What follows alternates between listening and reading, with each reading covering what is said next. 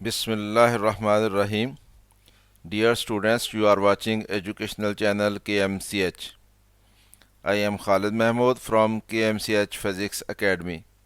Our subject is Physics of class 9th. We are solving its examples.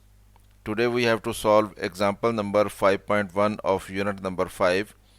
Unit number 5 is gravitation.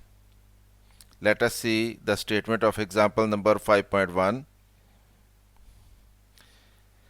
Two lead spheres, each of mass 1000 kg, are kept with their centers 1 metre apart.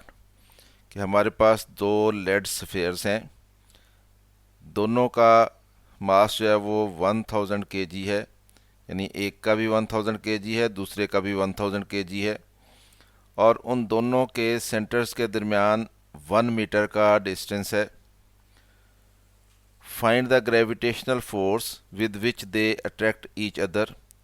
और हमने ये मालूम करना है कि उन दोनों के दरमियान ग्रेविटेशनल फोर्स कितनी होगी जिससे वो एक दूसरे को अट्रैक्ट करेंगे. तो ये न्यूटन्स लॉ ऑफ ग्रेविटेशन से मुतल्लिक़ क्वेश्चन है. हम इसको सॉल्व करते हैं. Let m1 is equal to 1000 kg, यानी एक स्फीयर जो है उसके मास को हमने m1 रख लिया, 1000 kg है. दूसरे स्फीयर के मास को हमने m2 रख लिया, वो भी 1000 kg है. दोनों के सेंटर्स के दरमियान डिस्टेंस उसको हमने d रख लिया, वो 1 मीटर है. और दोनों के दरमियान जो फोर्स ऑफ अट्रैक्शन है वो हमने मालूम करनी है F. तो according to Newton's law of gravitation, Newton के लॉ ऑफ ग्रेविटेशन के मुताबिक F is equal to G m1 m2 over d square होता है. g यहाँ पे ग्रेविटेशनल कांस्टेंट है, m एक स्फीयर का मास, m2 m1 पहले स्फीयर का मास और m2 दूसरे स्फीयर का मास, और d जो है दोनों के दरमियान जो डिस्टेंस है वो यहाँ पे लग जाएगा. वैल्यूज़ पुट करेंगे तो हमारे पास f आ जाएगा. वैल्यूज़ पुट करते हैं. g की वैल्यू होती है 6.673 इंटू 10⁻⁻11 न्यूटन मीटर स्क्वायर पर kg स्क्वायर. ये वैल्यू जो है ये एक कांस्टेंट है, यूनिवर्सल कांस्टेंट है. इसकी वैल्यू हमें ख़ुद से याद होनी चाहिए, क्योंकि एक जो भी न्यूमेरिकल आता है कोई ज़रूरी नहीं है कि उसके साथ जी की वैल्यू हमें बताई जाए. तो जी की वैल्यू हमने ख़ुद से लगानी होती है. और वैसे भी ये MCQs के लिए ये एक बहुत ही अहम क्वेश्चन है कि MCQs में हमसे ये वैल्यू पूछी जा सकती है. तो इसलिए ये वैल्यू हमें ख़ुद से याद होनी चाहिए. 6.673 इंटू 10⁻⁻11 न्यूटन मीटर स्क्वायर पर kg स्क्वायर.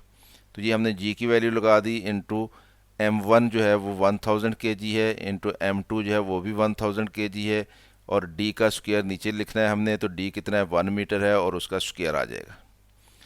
तो 1 मीटर का स्क्वायर ले लेंगे. 1 का स्क्वायर तो 1 ही रहना है, मीटर का स्क्वायर आ जाएगा. अब यहाँ से हमारे पास ये kg की पावर -2 है, ये kg की पावर 2 है, तो ये कैंसिल हो जाएगा यूनिट. यहाँ पे नीचे मीटर स्क्वायर है, यहाँ पे ऊपर मीटर स्क्वायर, ये यूनिट भी कैंसिल हो जाएगा. तो हमारे पास ये सिर्फ न्यूटन रह जाएगा. तो नीचे ये 1 है, उसको नीचे लिखने का फ़ायदा नहीं है.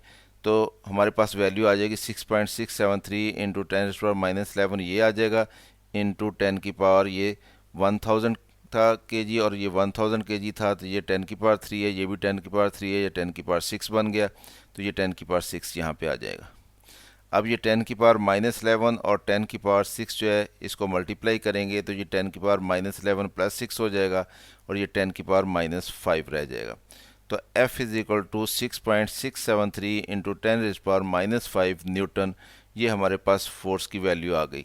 Thus gravitational force of attraction between the lead spheres is 6.673 into 10⁻⁻5 Newton.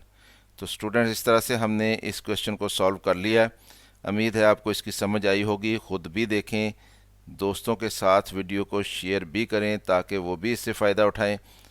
Channel अगर सब्सक्राइब नहीं किया तो इसको सब्सक्राइब कर लें ताकि आपको इस तरह की मज़ीद वीडियोज़ मिलती रहें. मेरी तरफ़ से अल्लाह हाफ़िज़. शाद रहें, आबाद रहें.